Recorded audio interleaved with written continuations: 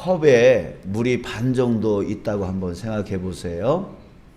그랬을 때 여러분 이 반 정도 있는 컵을 어떻게 여러분들은 보실 겁니까? 어떤 사람들은 이렇게 생각할 거예요. 아유, 컵에 물이 반밖에 없네? 이렇게 말하는 사람이 있을 거예요. 근데 또 어떤 사람은 또 그거하고 정반대로 아유, 물이 반씩이나 있네? 라고 말하는 사람도 있을 거란 말이에요. 그냥 반밖에 없다고 하는 사람은 그것이 너무 적다는 얘기고, 반씩이나 있네 라고 하는 사람은 아직도 충분히 있네 라고 하는 정반대의 생각이라는 거예요. 그러니까 똑같은 상황인데 똑같이 그 물을 보면서 다른 생각을 한다는 거예요. 이걸 우리는 생각의 차이 이렇게 말을 하는데, 그 생각의 차이는 어디서 나오는 거예요? 뭐 때문에 생기는 거예요? 바로 그 마음이 긍정적인 마음이냐 아니면 부정적인 마음이냐, 이 차이일 거예요. 그러니까 똑같은 상황을 보고도 어떤 사람은 이렇게 말하고 저런 사람은 저렇게 말하고 하는 거예요. 그 마음 안에 긍정의 마음이 있느냐 부정의 마음이 있느냐라고 하는 거예요. 어떤 사람이 행복한 삶을 살 수 있을까요? 그렇겠죠. 긍정적인 마음. 똑같은 상황을 보더라도 정말 반씩이나 있네 라고 하는 사람의 그 마음이 더 행복할 거예요. 여러분, 저와 여러분들이 긍정의 마음을 가지며 살아가는 자 되어지길 원합니다. 아멘. 그래서 똑같은 걸 보면서도 행복하게, 행복한 삶을 살아가는, 기쁨의 삶을 살아가는 저와 여러분 되어지기를 간절히 소망합니다. 자, 그랬을 때 오늘 마리아를 우리 보면서 좀 배웠으면 좋겠어요. 마리아의 생각이요 180도 바뀌어 버렸어요.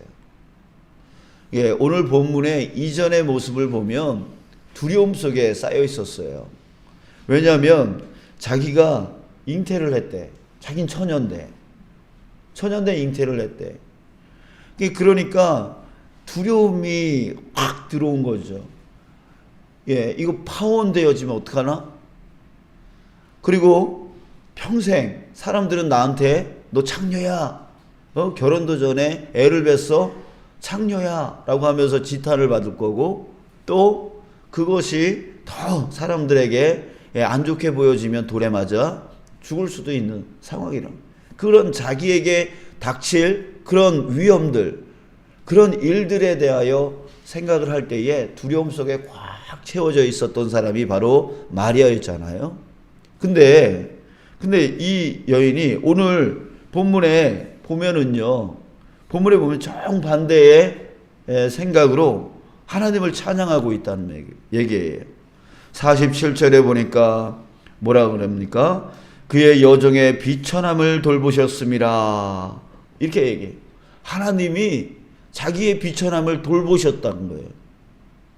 하나님이 자기를 보셨다는 거죠. 그래서 기뻐했다. 47절 끝에 보면 기뻐하였음은 기쁨이 충만하다라고 말하고 있고요. 48절에 보면 비천함을 돌봤다라고, 또 만세에 나를 복이 있다 일컬어집니다. 그러니까 사람들이 나를 이전에는 어떤 생각이 있었냐면 사람들이 나를 돌로 던져가지고 나를 죽일 거야 이런 두려움이 있었는데, 오히려 이제는 반대로 사람들이 나를 만세에 복이 있는 여자야 이렇게 말할 거라고 한다는 거죠. 49절에 보니까 능하신 이가 큰 일을 내게 행하셨으니, 정말 하나님이 나한테 큰 일을 행하신 거야 이렇게 생각을 했어요. 또 52절에 보니까 끝에 비천한 자를 높이셨고, 이 비천한 자를 하나님이 높이신 거다 이렇게 생각을 합니다. 그러니까 뭐예요? 기쁨이 충만한 거죠. 하나님이, 그 크신 하나님이 어찌 이런 비천한 자를 이렇게 높이실까, 이렇게 좋게 해주실까, 이렇게 만세의 이름을 드러내게 해주실까, 그 너무 감사하고 너무 기쁜 거예요. 어떻게 이렇게 이전에는 두려움으로 꽉 차있던 이 사람이 어떻게 이렇게 기쁨으로 충만할 수 있을까요? 어떻게 생각이 이렇게 180도 바뀌어져 있었을까요? 있을 수 있을까요? 여러분, 저와 여러분들이 이렇게 바뀌기를 원합니다. 아멘. 이렇게 바뀌기를 원합니다. 똑같은 상황이에요. 지금 마리아에게 변한 상황은 없어요. 여전히 처녀가 잉태하여 사람들에게 알려지면 엄청난 지탄과 또한 돌에 맞아 죽을 상황은 바뀌지 않았어요. 바뀌지 않았는데 지금 뭐가 바뀌었어요? 마리아의 이 마음이 바뀌어버렸어요. 예, 마음이 바뀌어요. 우리도 삶은 똑같아요. 내 가정 어떻게 확 바뀌어가지고 말이야, 이렇게 했으면 좋겠는데 안 바뀌어요.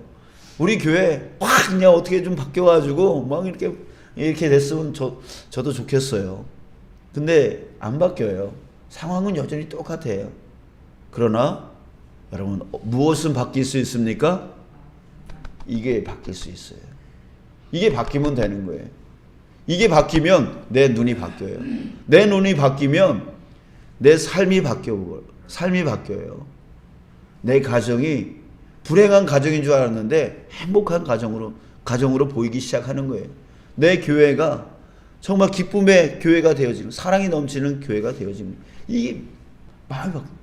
그러니까 어떤 사람들은 이 교회를 볼 때 정말 행복한 교회다라고 보는 사람이 있는데, 또 어떤 사람은 이 교회 왜 이렇게 사랑이 없는 거야? 이렇게 보는 사람이 있단 말이에요. 상황은 다 똑같은데.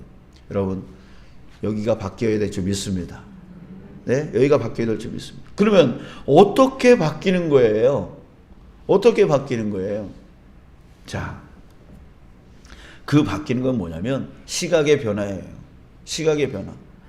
마리아는 이전에 뭐부터 생각했죠? 자신의 안위부터 생각했어요. 처녀가 잉태를 한다고? 그럼 나는 어떻게 되지? 나는 돌에 맞아 죽을 수 있어. 평생 사람들한테 지탄받으며 살 수 있어. 나는 어떻게 살아야지? 그러면서 자신의 안위를 먼저 생각을 했다고요? 그게 자기를 본 거죠. 근데 오늘 본문에서는 누굴 보고 있어요? 하나님을 보고 있어요. 예, 하나님을 보고 있어요. 하나님이 어떤 분이신지를 지금 보고 있다고요. 그러니까 시각의 변화가 생기면 되는 거예요.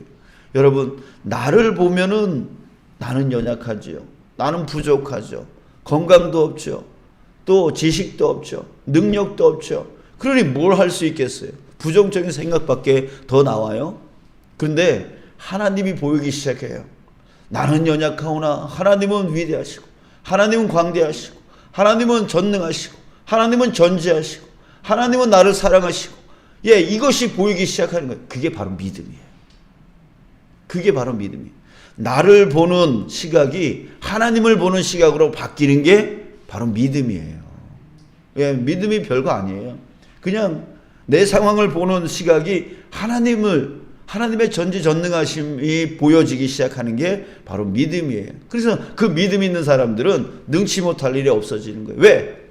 능력 주시는 자가 계시는데, 능력 주시는 자가 내 눈에 보이는데 내가 어떻게 능치 못할 일이 있겠어요? 자, 사랑하는 여러분, 우리 마리아도 자기를 보는 시각에서 하나님을 보는 시각으로 바뀌어버렸습니다. 바뀌어버렸어요. 예, 바뀌어버렸어요. 예, 우리도 나를 보는 시각에서 이제 하나님을 바라보는 시각으로 바뀌면 돼요. 바뀌면 돼요.